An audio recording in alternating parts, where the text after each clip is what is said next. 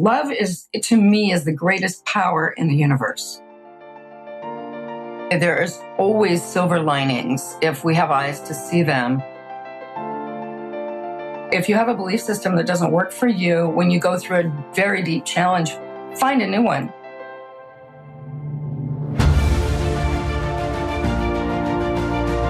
Hello and welcome to the Daily Helping with Dr. Richard Schuster. Food for the brain, knowledge from the experts, tools to win at life. I'm your host, Dr. Richard. Whoever you are, wherever you're from, and whatever you do, this is the show that is going to help you become the best version of yourself. Each episode, you will hear from some of the most amazing, talented, and successful people on the planet who followed their passions and strive to help others. Join our movement to get 1 million people each day to commit acts of kindness for others. Together, we're going to make the world a better place. Are you ready? Because it's time for your Daily Helping. Welcome to this week's episode of the Daily Helping. I'm your host, Dr. Richard. My guest today is international best-selling author Debra Oakland, who is an advocate for prioritizing joy in living your most courageous and authentic life. She is the founder of Living in Courage Online, a spiritual oasis for overcoming life's biggest challenges. Debra believes we all have a story to share and a voice that's begging to be heard. In a span of 4 short years, Debra lost her 21-year-old son, her baby girl in the 8th month of pregnancy, and both brothers. Not long after, she lost her father to prostate cancer.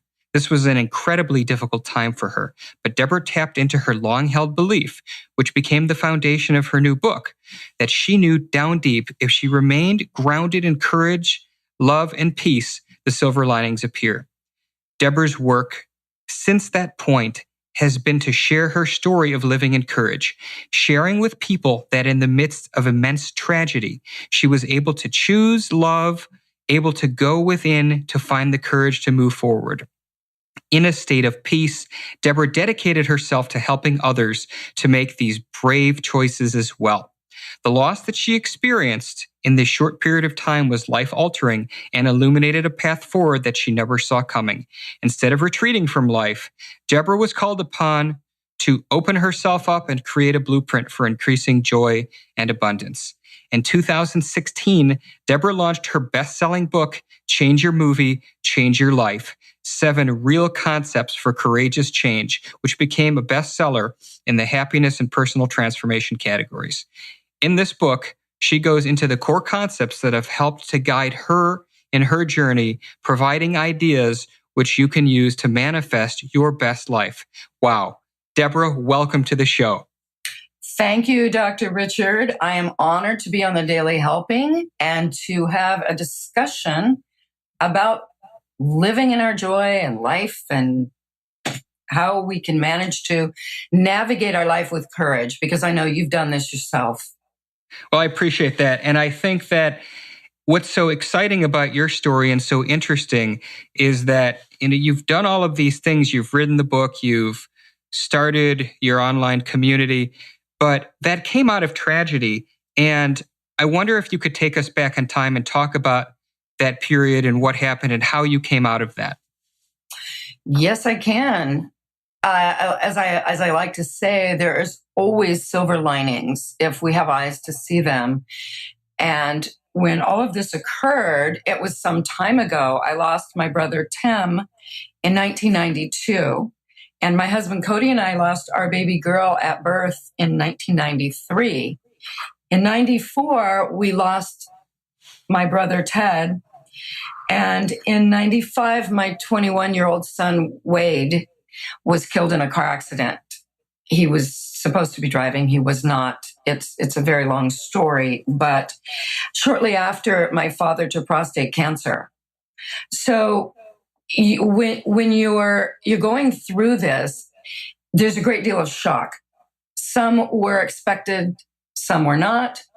I think it's about 50-50 there, when you're expecting someone to go and you're helping them through the process of their illness versus a sudden death. And I can honestly tell you, I don't think either one's any easier than the other. loss is loss. And what my husband, Cody, and I did, and he's my rock, is we really went through this process privately. We didn't go out in the world searching for help or making it about us. It was kind of a personal journey for us because we built our courage muscles with each passing, which happens, and I decided that for me, what was I going to do to get through this? And the most important aspect of it for me, and I've talked about this quite a bit in my articles in my book, is when someone's passing, my question is, when they've passed, what would they want from me? Because they love me. And when someone loves you, they want you to be happy. And so I thought, they're not here anymore. Wherever they are, wherever their soul has taken them, they are, but I'm still here. And we're the ones that suffer more, I believe. And I just said, what would they want from me? And that was to be happy. And so I decided that over time, after a lot of grieving and the processes we went through, that I'm going to honor them by carrying them in my heart as a precious gift they are, by living a happy life, living my joy. And then I felt the impetus to go out and start talking about living in courage. So I became the founder of Living in Courage online and started writing and talking about courage and what it meant to me, because that pulls in a community of people. And every one of us has gone through a loss of some kind. I don't care if it's a death in the family, a pet, a divorce, a job, whatever you've gone through, a loss of anything in your life, it takes courage to get through it. And we've all gone through something that requires courage. Was this the sort of thing for you when this happened? Was it when you woke up one day and it was this aha moment, or did this happen gradually? Was there an experience that happened to you along the way that helped you shift your mindset in that respect? I believe it was my belief system, the 7 concepts that I write about in my book, that pulled me through it all. And I always say to people, if you have a belief system that doesn't work for you when you go through a very deep challenge, find a new one. Mine worked. And it was a belief system that I had lived my entire life and the way I was raised.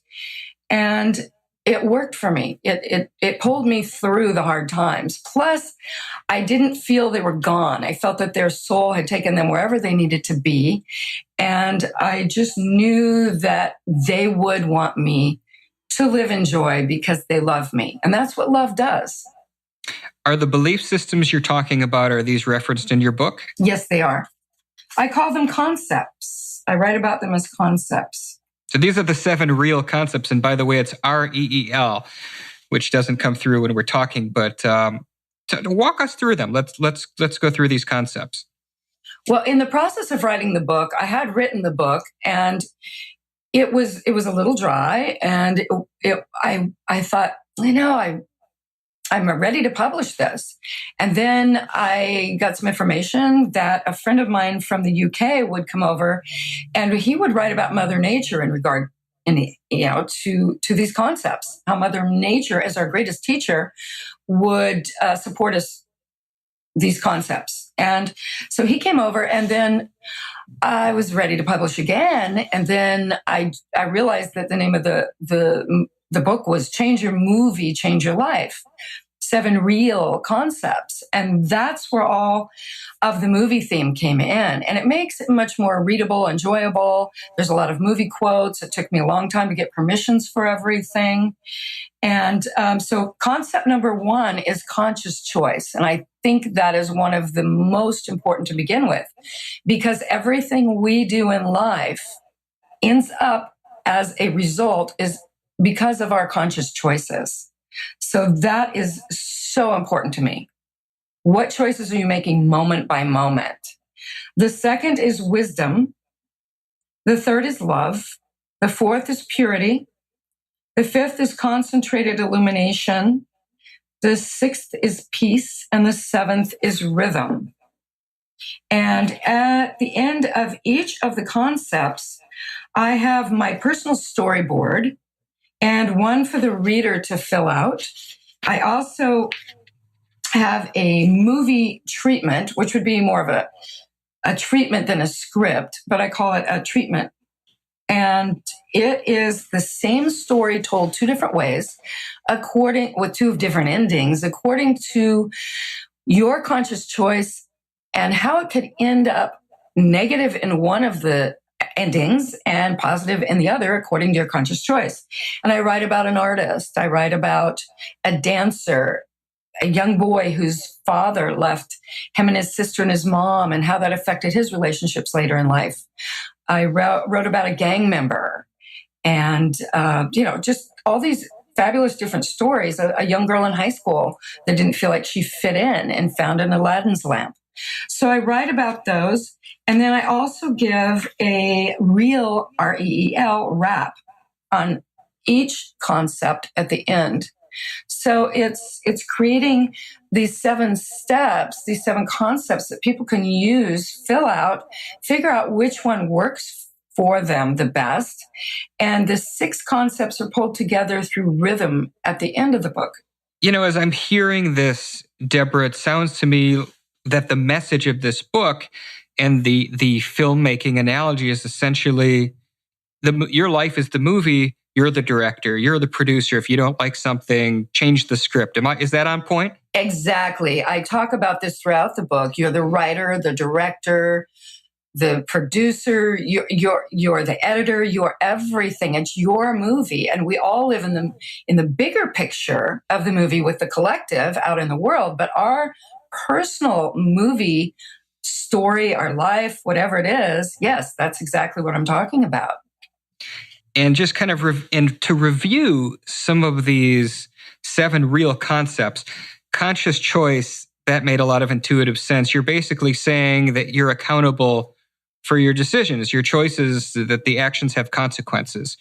Wisdom, talk to us about wisdom. Are you talking about past experiences informing the future? What are we talking about with wisdom?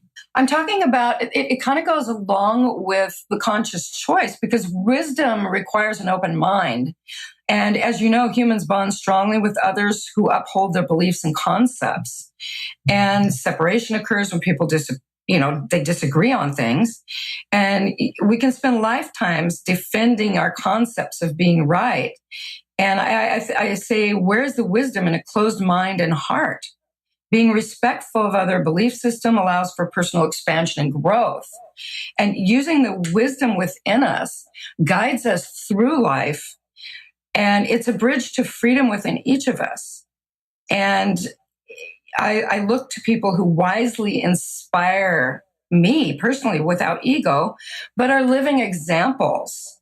They're shining stars in their own magnificent movie, and encourage us to do the same. I mean, wisdom there's so much to wisdom. It's just, and I cover quite a bit in this particular concept. You have to get the book. Everybody has to get the book. And by the way, the book will be available on the Daily Helping app and on the website as well, on the show notes for this episode. In terms of number 3, and I am just going to kind of take us through these because some of these were really interesting. Talk to us about love. Is love self-love, loving others? What are we talking about with love here in terms of your concepts? All-inclusive. Love to me, is the greatest power in the universe. And it carries the highest vibrational frequency that lives within us. And as we all know now, we are energy. Everything is energy. And the law of love, I like to call it the law of love, is nutrition for the body, mind, and spirit. It's the creative force in the universe that can bring forth the manifestations of our heart's desires. And I talk about using your imagination to dream and create with all of your senses, and let love guide you. And I talk about being here now a lot in this moment. And one of my quotes is talking about now is where your naturally occurring wonder lives. And because your natural occurring wonder belongs to you. And when you can stay in an energetic space of love versus fear and anger and judgment and condemnation and anger and hate and blame and all these things, your life will transform. It's like you want to leave old unwanted baggage behind and release anything that keeps you shackled to things that make you unhappy if you want to change. And we also need to take responsibility for all the areas of our life. I always say the blame game's over. Focus like a laser beam on love. And that's love within yourself, in the outer world, in your family. Wherever you go, you glow with love. You do not with hate and anger in your heart. And I pay love forward as you radiate joy out into the world, because love has no borders. Love doesn't care what color, nationality, race, or sex you are. Love just is. And it's a beautiful thing. So that's a little bit about love. It's interesting the way you frame it, because one of my earlier guests, Paul J. Zak, who is an expert on oxytocin, talks about essentially the neurobiological underpinnings of trust and love and connecting with others. And Vishen Lakhani often speaks about forgiveness, and he talks about it from a meditative standpoint in his book, The Code of the Extraordinary Mind. But it's interesting because love has been looked at, of course, philosophically and spiritually forever. But now in the last 10 to 20 years, we're seeing some really fantastic science, brain imaging about what love looks like versus what anger looks like. And we actually know that there are scientific underpinnings for all of these things. There are biological mechanisms of actions, but whichever way you describe it, which brings me back to, you're telling multiple stories from different perspectives with different endings. Whichever way you describe it, it's the same thing, whether we talk about it organically from a chemical standpoint or from a spiritual standpoint. Love is amazing. And it's really fantastic to hear you talk about that in your book. Oh, thank you. I also talk about the neuroplasticity of the brain, which Dr. Melanie Greenberg, who she's amazing. And I've just always believed that our brain is plastic to our thoughts, and we can change. We can make these changes within ourselves. Well, we actually know that we can. And your belief system has been also validated by neuroscience that it doesn't matter how old we are, we can change our habits, we can change our belief system, and those create new neural pathways in our brain. So you're dead on about that. And Melanie actually talked about that a little bit when I interviewed her as well. So no question, that's very true. I'm also interested in number 4. Number 4 was purity. So talk to us about your real concept of purity and what you meant in terms of that for courageous change. I think of purity as a quality that can help set you free from limitation and enhance every area of your life. Because I think of like a diamond. I talk in the book about a diamond has all these multi-facets on it. And our ability to absorb and reflect light gives us the opportunity to become a mirror displaying our shining brilliance. And we're powerful. And by feeling the connection to our strength and power, we can defy this weakness and powerlessness and strive to be our best every day and set a standard of purity that resonates with our life path. We set our own standards, but the qualities of you have to ask yourself, what qualities of purity are important to you? The sleeping soul will wake up when directed. Remember, it's your movie, right? And purity of mind comes through patience, perseverance, and sometimes we all need a good purity polish. And with this discipline comes the power of momentum as your life moves forward in a much more consistent manner, conducive to your happiness. So I go into the whole bit about diamonds and just the purity of our life. And we can shine up and become these beautiful diamonds and shine our light out into the world. I love that language, Debra, because what I'm hearing from you is you're basically saying people can find whatever their innermost strength is, what they're best at, and basically focus that and hone that and use it to improve themselves and others. Is that right? Yep, exactly. So let me give you a scenario. Somebody has just lost their job. Somebody has lost their parent. How does one in the midst of that find what's going to make their diamond sparkle? Well, I always think about as energy again. I think about if things aren't going easily for you and things are very, very difficult and it's like roadblocks are put up in front of you, maybe you're going in the wrong direction.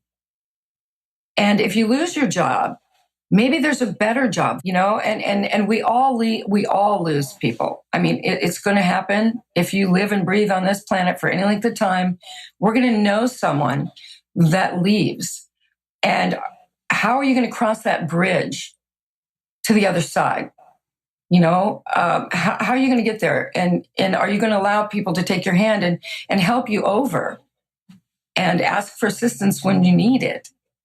It's important for us to trust our inner instincts, our inner power. I always talk about living from the inside out versus the outside in. When you live from the outer world, listening to all the noise and the other people, you might not get the answers you need. But if you've lost a job, you've lost a loved one, go in where your power is, where your peace is, where your knowingness. And everything that you need is inside of you. Tap into that.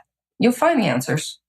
What you describe, that concept of living inside out versus outside in, echoes a very well-known concept in psychology referring to one's locus of control. An external locus of control, that is the belief system that everything that's happening to them is the fault of something else, versus being able to say to the world, hey, I've got control of my life. I've got control over how I react to people, how I treat others, what I do.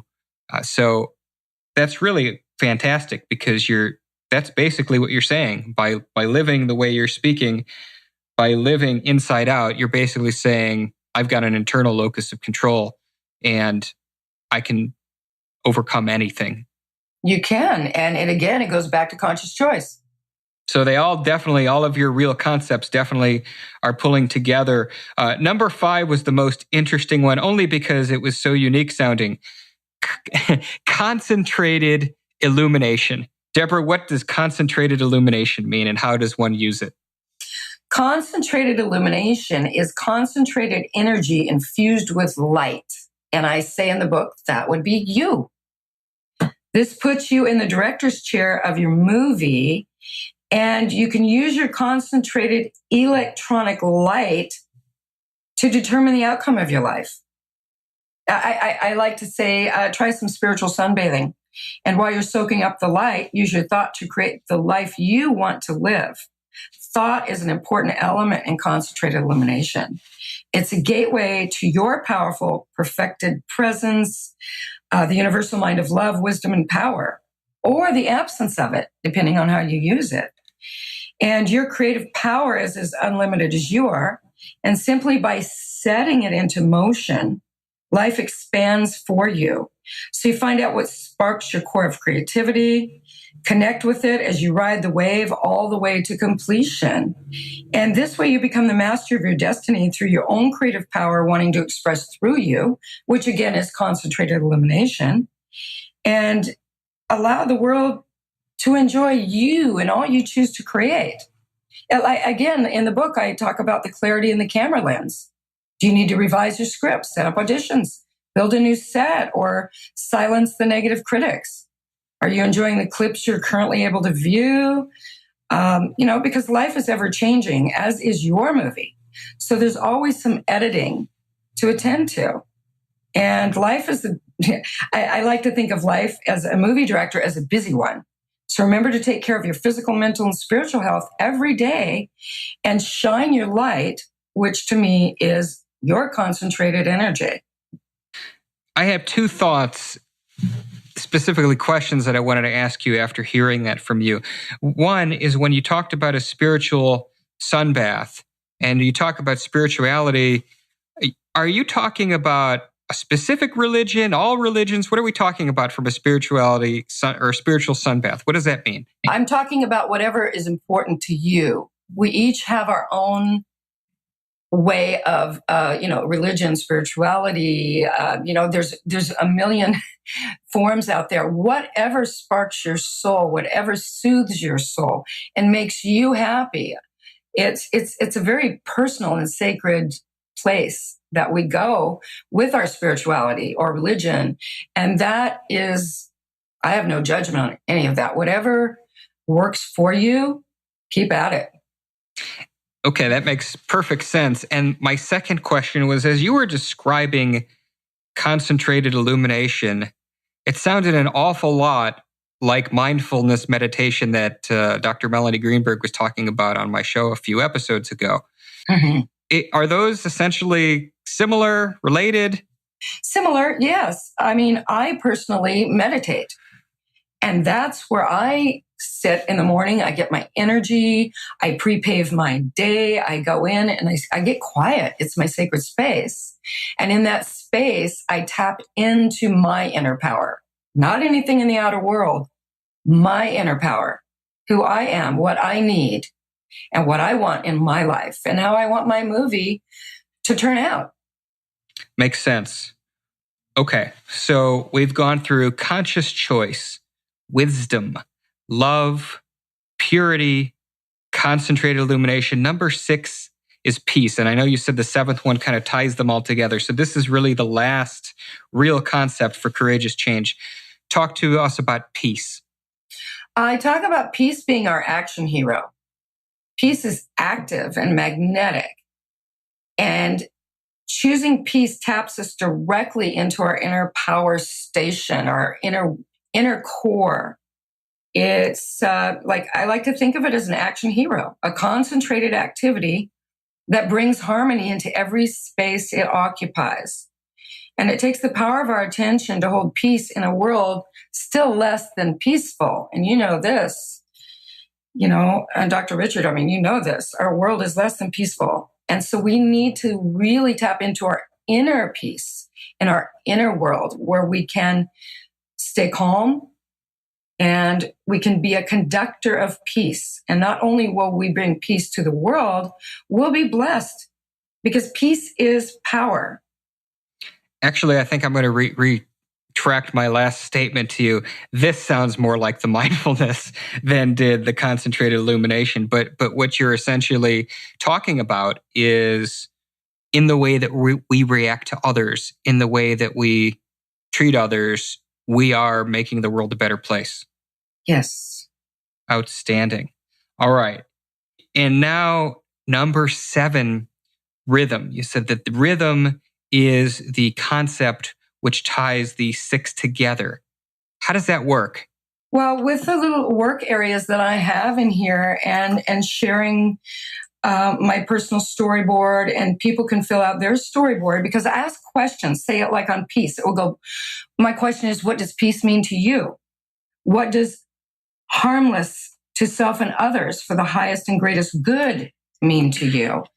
And I go on and I ask several questions, 7 questions, like explain the phrase, what you resist persists. And when you go through this workbook, it pulls things together rhythmically. And I like to think of life as rhythm, our heartbeat, breathing.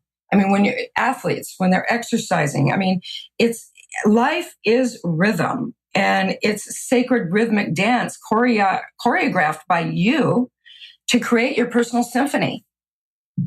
And one of the most important components in any great movie is the rhythm of the music, which dramatically enhances the storyline.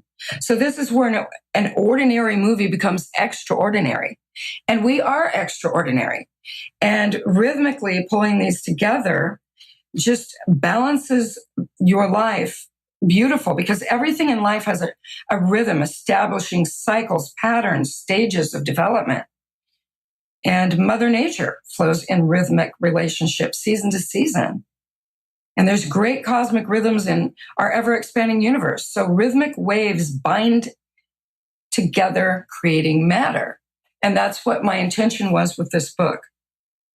There's a quote that I like that says, the same stream of life that runs through my veins night and day runs through the world and dances in rhythmic measures. Rabindranath Tagore. I don't think I'm saying that right, but... What's really interesting is, as I've listened to you describe these 7 concepts, these are constructs, these are actionable things that people like Tim Ferriss, Hal Elrod, many of the most respected self-help experts in the world have referred to, but you've really reframed it all using clever and brilliant language relating it to movies, which I think most people can relate to. And I know that you said that these 7 concepts for you were your belief system. So what I'm curious, because you mentioned, that these have been helpful for you in finding the silver linings in your life. So you've got these 7 core concepts. These are things that you live by, things that you act on every day. How have you found silver linings in your life by living in courage?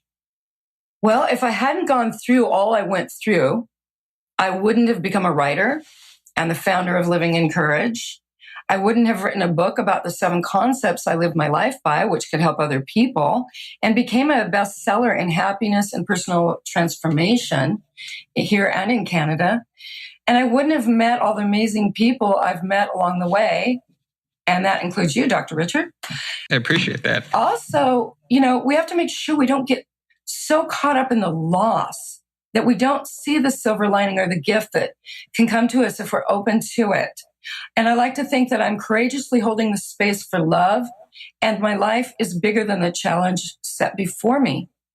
Wow. That's really powerful. You've mentioned this a couple of times, but we didn't really talk about it. Tell me about your Living in Courage online, that community, and what it does, and how people get involved with it, and how that all works. Well, I started. I changed it when my book came out to Debra Debra Oakland.com, or you can still get there from livingincourageonline.com. And I have a free ebook there for people called Living in Courage, and I have a MP3 file that goes into the inner hero's journey, and it's beautifully edited with music, and it takes you on this nice journey to peace and harmony. And I have over 100 of my personal quotes. I've got all my radio interviews, podcast interviews. Everything's there on my website. And I'm all over social media. I'm everywhere. So if just Debra Oakland. Okay. So very clearly, you're not hard to find. And again, all of your links will be in the show notes on the Daily Helping website, as well as within the Daily Helping app. As you know, I like to wrap up all of my shows in a very similar way, and that what I ask my guests, if they can give me the biggest helping, and that is the single most important piece of information that they would want a listener to walk away with after hearing you today on our episode. I would say you are not alone. If you need help, ask for it. That's something a lot of people don't tend to want to do. I found for myself, I wanted to be this hero and not really go out and talk about what has happened and how it felt. And I knew that I needed to get out there and to share my story. When we feel out of sorts in life, we want everything to feel normal, or whatever our personal normal is. And we need this. We need people to be there for us. And there are people who are there for you, who can give you a helping hand in any way you need, help you cross that bridge. And maybe it's to listen, to share a conversation, go to a movie, share a meal, whatever it is that you need. Don't be afraid to ask for it.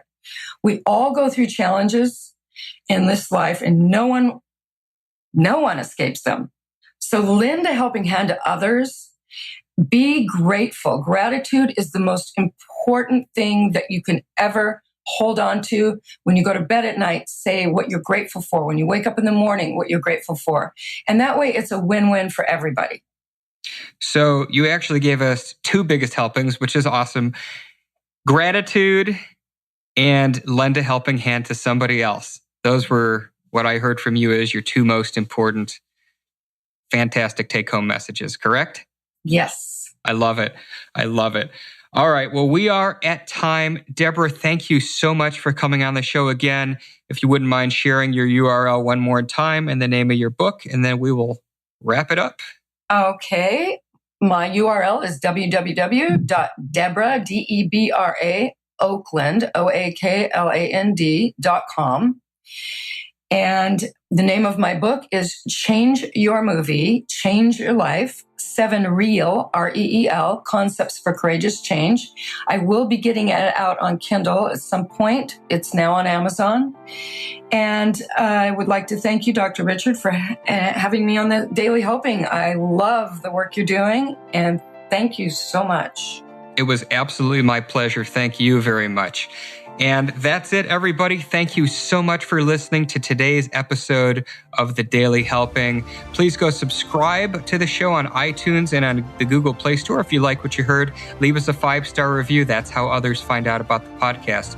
Now go out there and do something nice for someone else, even if you don't know them, and then post it in your feeds using hashtag #MyDailyHelping, because the happiest people are those that help others. Until next week.